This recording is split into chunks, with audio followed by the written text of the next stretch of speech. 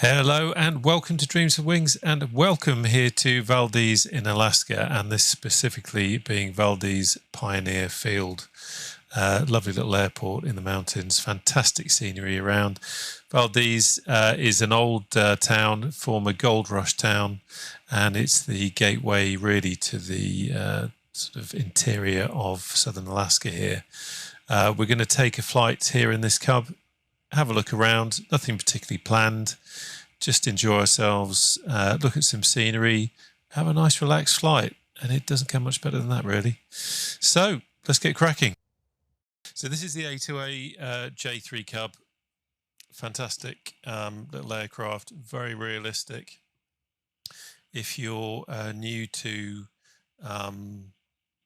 warbirds, this is actually a good place to start, really good way to learn the craft of tail dragging. I rarely fly it, which is criminal, and we're going to put that right today by taking her up for this flight. So let's just controls blah blah blah. Pilot's glasses are on. Thank you very much. We're not taking a passenger today. The outside air temperature is 65, so we're not even going to need to prime really. We're in the summer here in southern Alaska. I thought that would be quite nice. At some point we can always come back and stick the skis on, which you can do. We have got the Tundra tyres on just in case you want to do anything adventurous. So let's get going. So we'll have the fuel on. I've just cracked the throttle. I'm going to put the mags on, and let's have a wee look around. As I say, I'm not going to prime it. I'm going to leave everything where it is, just do that. And then we'll hop outside, and I think if I move it that way, yep. And we're going to start. So I'm just going to put the feet on the brakes.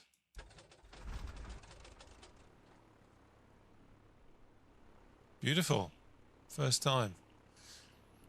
Phew. Okay. Let's just, is it up here? I can never remember the click spot. There we go. Close the old door. So we'll let it warm up a bit. That's the one thing from flying in the back here, is that you don't always get a good idea of, what's actually happening with the instruments. But our temperature isn't too bad. I have got over here, got the old manual. It doesn't actually have a, or I haven't got a checklist printed out or anything like that. So we'll just have a quick look.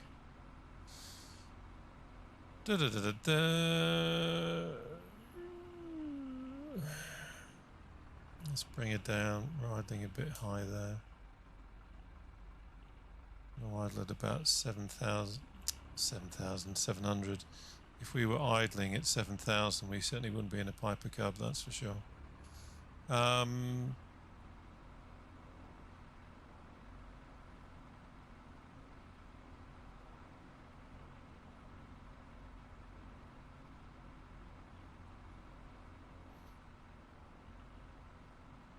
a quick look out here. Back again. It's actually quite sensitive on the throttle there. Yeah, all starting to warm up now.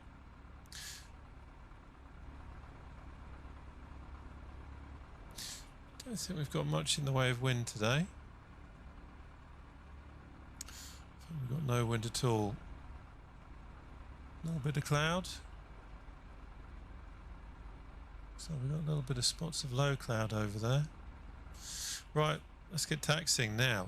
This is going to be interesting. I've changed the sensitivity on my TPR rudder pedals. So this could be quite interesting.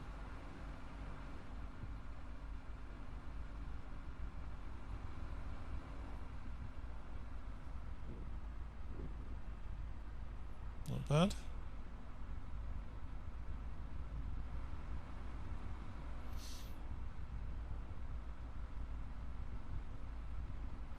Now, of course, Microsoft Flight Simulator 2020 has got lots of Cubs in it.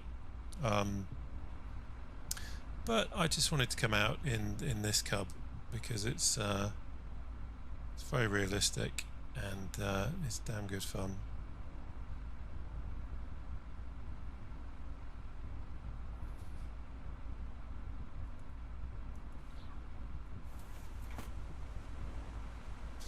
Even things like that, you open the window and the tone changes.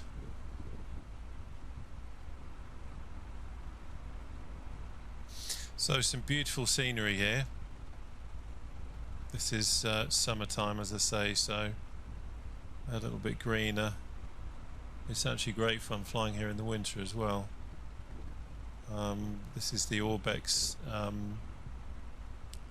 Valdez Pioneer field scenery, and it's one of my favourites.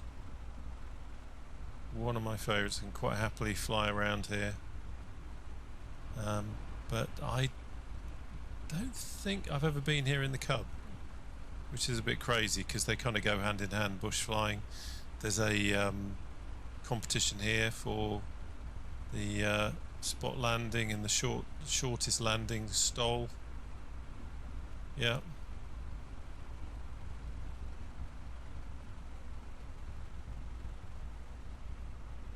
I should also say this is the Orbx Southern Alaska FTX pack as well. Full disclosure of what add-ons I've got loaded in.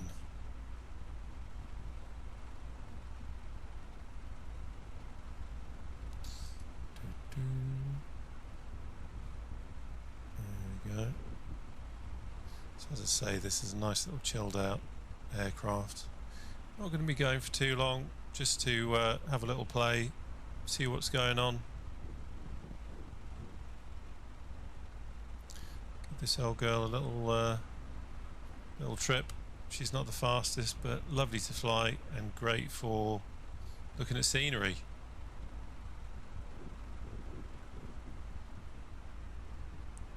So we're not going to mess about. Everything's looking good.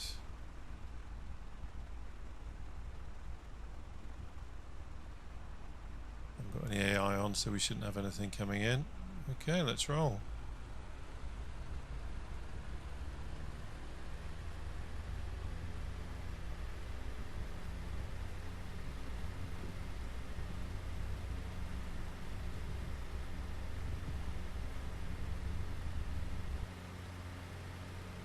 Beautiful.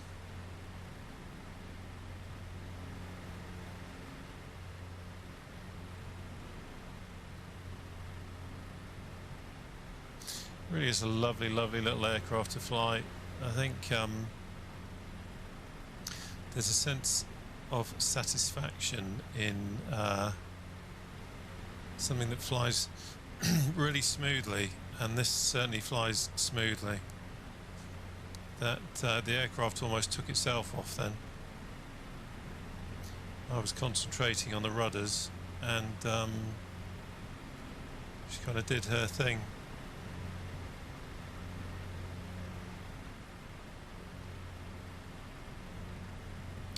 This is the town of Valdez.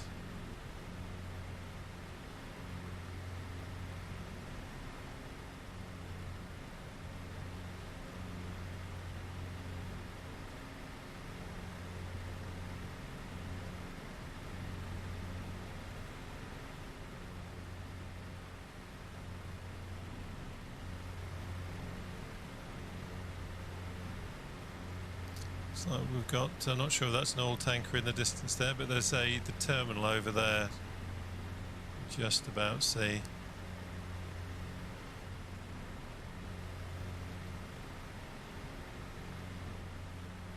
So I think what we will do is the old map.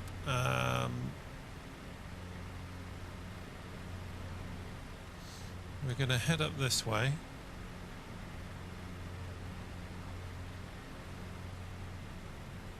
I'm going to keep climbing.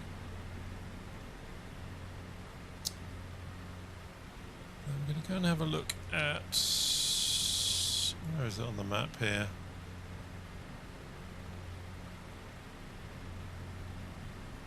Thompson, if the map would stop moving. Thompson Pass, looks like a nice little airfield. Say a nice little airfield. I haven't got a clue, I can't tell on this, I can just see a blob. But we are in the right kind of aircraft to land at blobs.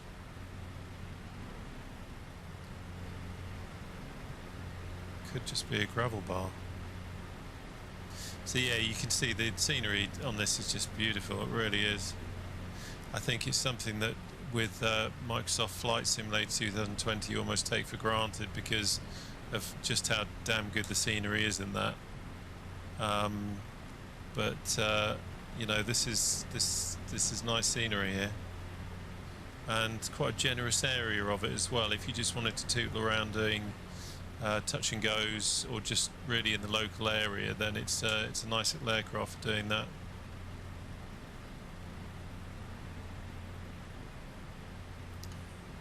See if we can get a bit more height.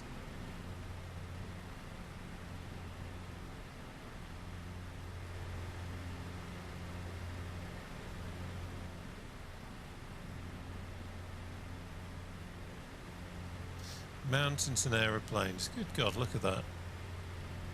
It's almost like a face. Like that thing on Mars where people think they can see a face. I wonder if people on Mars looking down here can see a face over there. Or maybe I've just got an overactive imagination and maybe you're thinking, I can't see anything. I don't even know what you're talking about. Probably highly likely, I would say. Just keeping an eye on the speed there. Good climb speed in this is around 50 miles an hour, and yeah, we're just teetering on the edge of that.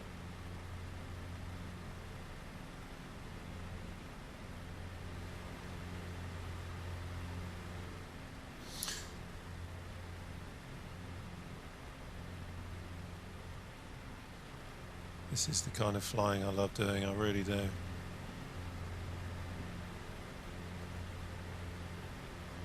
Quite beautiful, and this aircraft is just absolutely fantastic.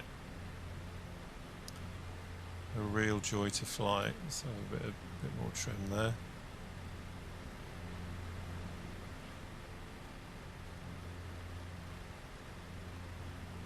Just keeping an eye on the RPM.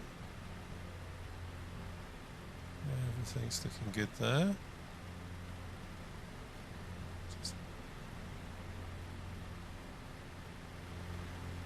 One of the dangers of flying an aircraft like this in terrain like this is it's very easy to, unless you're careful, get yourself in a position where you're flying down a valley and you don't have the airspeed to climb out of it if it comes to a sudden end. So, not that I've ever done that.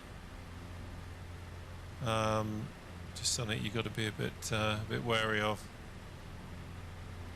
I seem to remember a A2A Misfits Squadron group flight some time ago. I think it was not long after the Bonanza had been launched, and we were flying in mountainous terrain, and I didn't have the airspeed to climb. Well, it wasn't a case of not having the airspeed.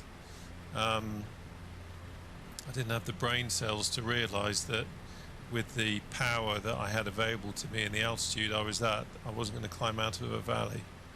So my lovely, beautiful V-tail Bonanza became a toboggan. And it actually worked quite well as a toboggan. You know, no denying it. It after the initial impact, which was a little bit scary, a little bit jolty, you know, a little bit smashy, bangy, breaky, it slid down that mountainside beautifully.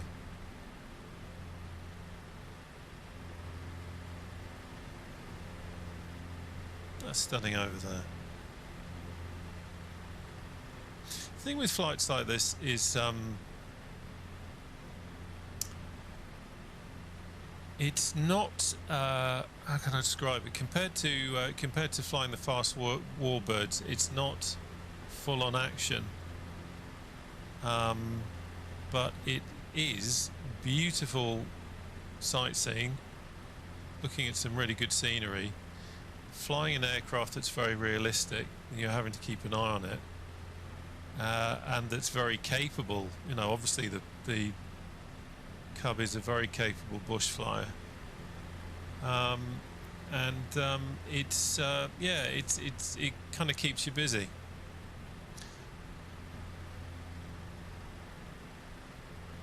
I mean, the other thing that this aircraft is great for, which I was kind of talking about before, is learning the good old art of stick and rudder.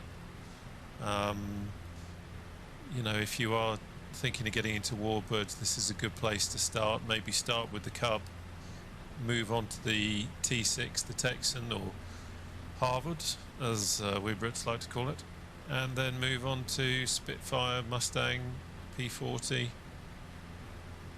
I think that's what's nice about these A2A aircraft, is that you have a progression. If you are, you know, if I was starting from scratch now, if I was new to this, I would probably start with the Cub, learn to fly that inside out, and then move on to the Harvard.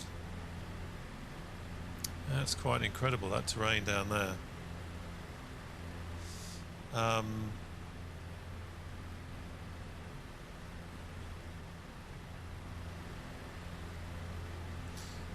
Afford to just tool around here a little bit now.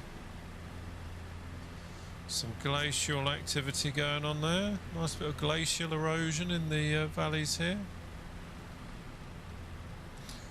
I'm sure if you look closely, you'll even see a terminal moraine back there. Actually forgotten a lot of my geography, but I do love this kind of terrain. Now you might not, I don't know if you can pick it up. We are getting buffeted around quite a bit now. Just having a little look over at the little nav map, it looks like at the moment in the sim we've got 14 knots from 281. And in a little aircraft like this, it's now that's actually a crosswind, because it's coming from over that direction. You can feel that starting to buffet us around a little bit, but that's cool. We know what we're doing. We've got other things to worry about up here, like bears. Now I don't want you to worry, I have actually got co-pilot Cat next to me now. If any bears come along, you know, if we land on the down by the gravel bar, if that's what it is, if any bears do come along, co-pilot Cat will let out the most terrifying, spine-chilling, angry, aggressive, almost dinosaurish roar that will send the bears dying with laughter, and thus remove the any threat that we might have. So I don't want you to worry about that. Yeah, she's asleep.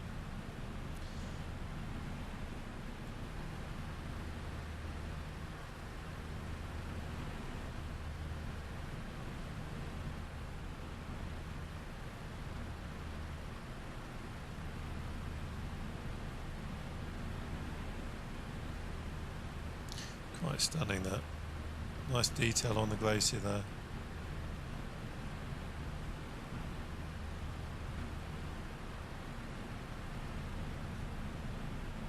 Just keeping on the map, making sure I don't go down the wrong valley. I'm just going to break off here. Yeah, that wind buffeting the side of the aircraft. We have got the window open though. Nice bit of fresh air for you. But I do think we should close that, actually, cut out some of this wind noise. I think with the volume levels on the recording here, you might not hear it as much as I'm hearing it. It is loud.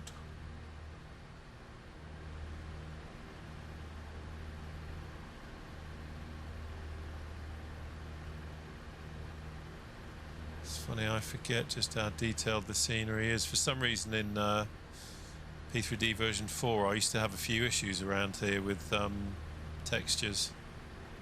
Probably something weird that was set up in my sim, but now with version 5 and I guess a fresh install, it's beautiful.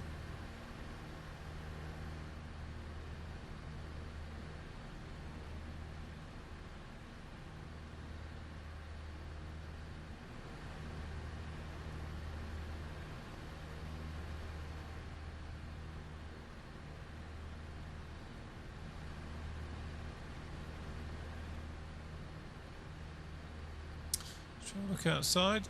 I'm not sure how well this is going to work, but we will stick it. Oh, there you go. Nice picture, actually. Let's stick it into chase plane cinematic mode. There we go. This is what I miss from Microsoft Flight Simulator. Nice bit of chase plane cinematic mode. Beautiful. Bit tricky to fly in when you're in the mountains.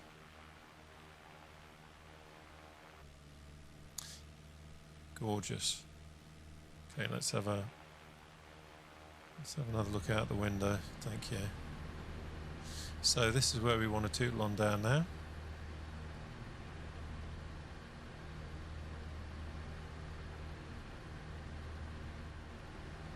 Chase plane, if you haven't got it, and if you are, you know, considering staying with P3D, it's just an invaluable tool. It's great for changing your camera settings. You know, I've got all sorts of different cameras set up here, so you can look around. Because I'm using track IR, I'm not having to rely on those so much. But if we pop outside, you can see all these different views that you can set up and you can customize.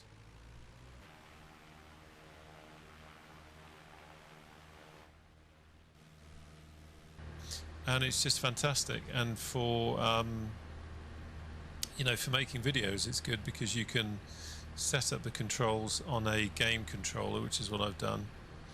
And then you can pan around you. And the nice thing about chase plane is that you really do have a nice kind of physical space that you're moving around. It feels like you're moving around in a real a realistic space, whereas I tend to find with Microsoft Flight Simulator with the inbuilt camera system, it doesn't feel like that. It very much feels like you're in game land and you're kind of moving around in there. And sometimes the perspectives can be a bit odd. You have to fiddle with the zooms a bit more to get something that looks realistic. Whereas chase plane, I mean, chase plane is just beautiful. It's a fantastic example of a simple piece of software that does so much and is so easy to use and can add quite a bit to your sim. Combine it with track IR and it's an absolute dream.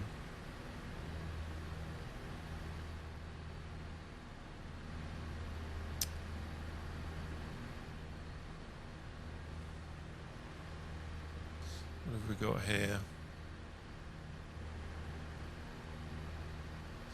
That's a nice little glacier. I was thinking of landing on it, but with all those cracks, probably not a good idea. We have tundra tyres, but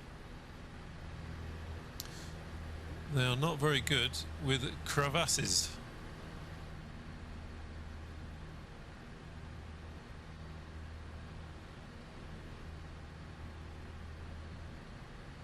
So we can afford to drop a bit of height here because I know we're going to pop out back into the main valley when we get down here. Just checking where we are in relation to, there it is, Thompson Pass.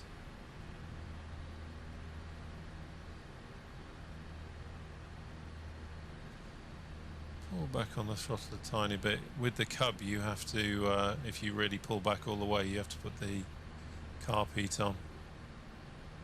It's quite susceptible, especially if it's humid. It's just something you have to be a little bit aware of, but that's only if you're really chopping it back. It's the kind of thing you'd be doing if you're on final approach, not something that we're going to do now.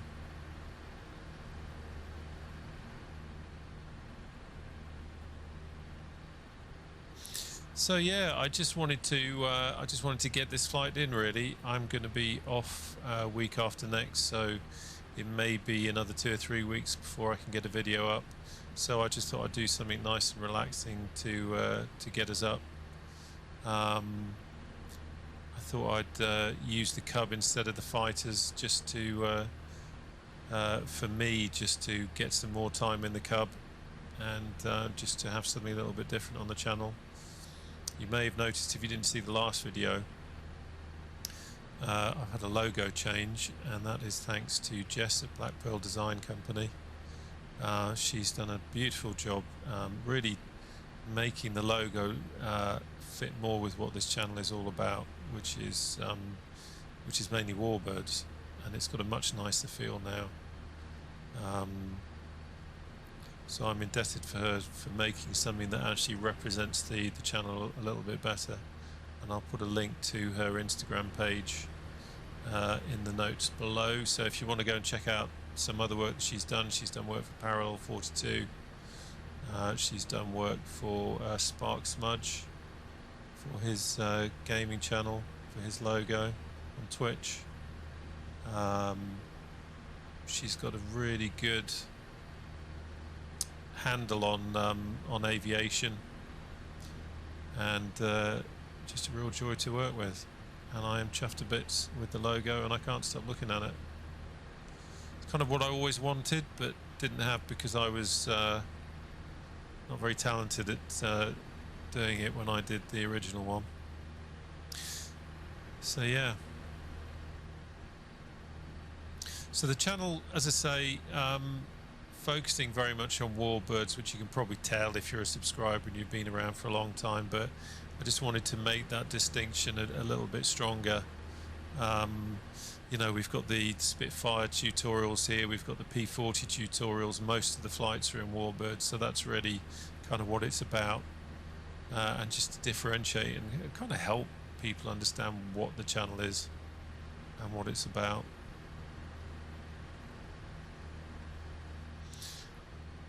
Plus it just looks really cool.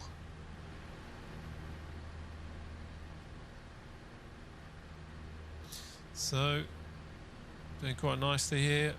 I've just throttled back a little bit. She'll quite happily run at 2,300 RPM all day long, but I've just brought it back to about 2,200. Speed is good. And we are just coming up the this valley here, and we're heading to our destination, Thompson Pass, which, looking at it now, it won't be a gravel bar at all. It's just going to be a little little strip of some description.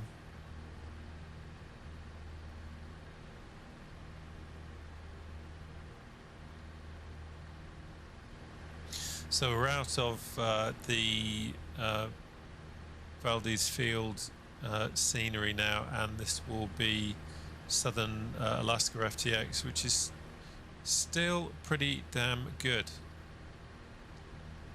and certainly much better than default. Now that's interesting. I've not been concentrating, and we actually need to go over this lip here, so I'm just going to bring it round so that the point we cross it at, across the ridge at, is a little bit lower, because one doesn't want to be silly.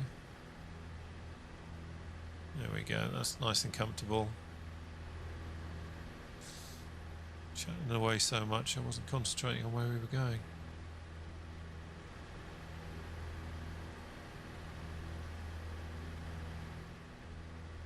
It's doing this kind of flying in this kind of aircraft that really, and I know it's a simulator, I know it's not real, I am well aware of that, trust me, but because of the realism of it, it kind of reminds me of why I love flying so much.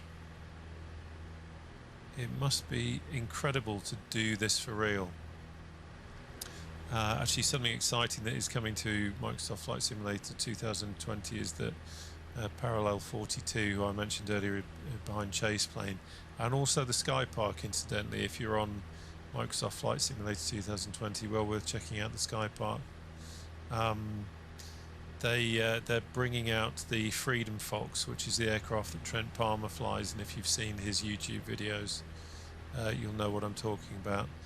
That will be fantastic for this kind of thing in Microsoft Flight Simulator 2020. When Parallel 42 do something, they do it right, and they get it spot on. So to fly that aircraft, which is endorsed by Trent Palmer, and he's been involved in it, is going to be just beautiful. I can see me spending many happy hours there with that. So here we are coming up towards Thompson Pass now. We should be able to see it soon. I think I can see it.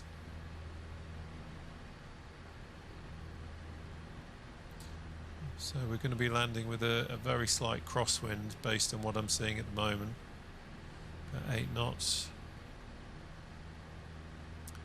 Should make it a little bit interesting.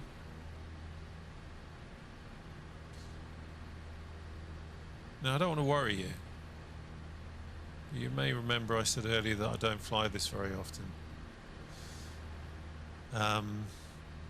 And from memory, this is an aircraft that is it's not difficult to land, but you have to fly it properly. So I'm not going to guarantee that this is going to be the smoothest landing.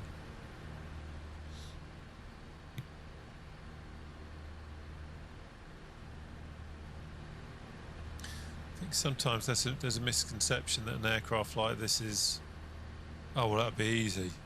Yeah, that'd be really easy to fly. They're not, especially not this one, because this is a very realistic one. I remember the first time I got the Cub, I want to say I think it was FSX. I was actually quite surprised at how I jumped into it thinking, yeah, I know what I'm doing. And it kind of said, no, you don't. And it certainly bit me. Now, this is interesting. That looks to me...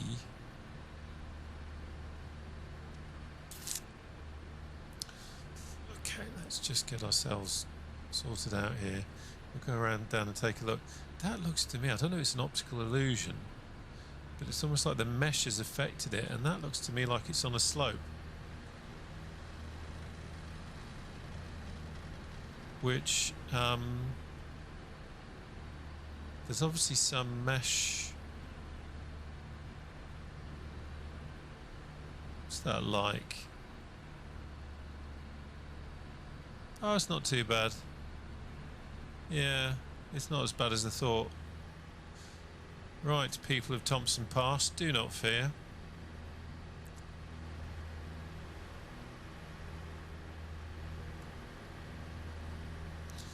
Of course, one of the wonderful things about the simplicity of this Cub is that you don't have, you've got a fixed pitch prop, so you've got no props to mess about with.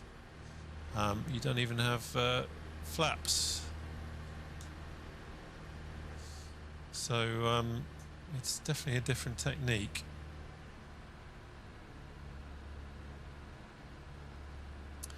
So we'll just bring around.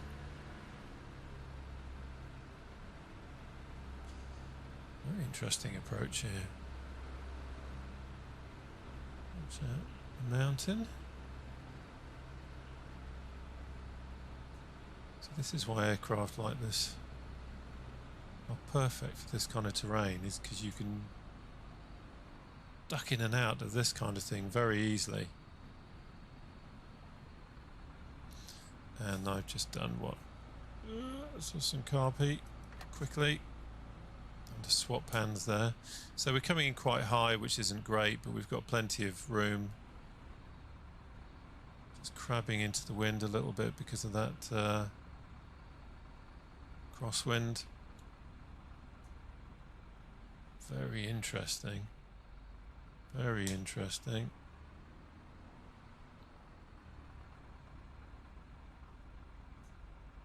Very interesting.